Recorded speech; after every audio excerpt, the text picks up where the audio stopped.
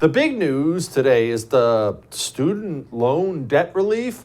Between $10,000 and $20,000, you get some relief if you're making under $125,000. Bryan, break this down for us. I'm sorry, that doesn't at all sound even legal. How can they do this?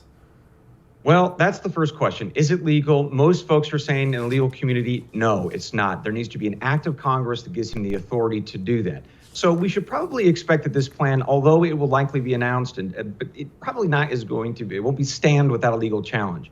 But the real question here, the whole idea behind this, is that people need debt relief, right? Students need this. But is that true, right? Well, there was a study done by the Federal Reserve folks up in Philadelphia, and they asked over 13,000 borrowers a very simple question. Right now, you don't have to pay your student debt, but could you? If you had to start making your payments again, could you continue to make them? And over 3/4, 75+% of borrowers said, yeah, I could. I could still make my payments. It wouldn't be a problem.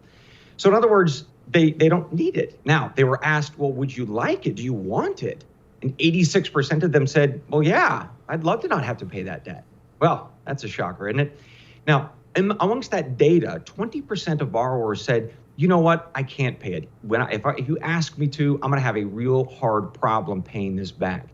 Now, reasonable people can disagree on whether or not we should provide them debt relief. You know, hey, they got themselves into it so they can figure a way out. Or, hey, let's be compassionate. Let's find a way for them to, get some debt relief.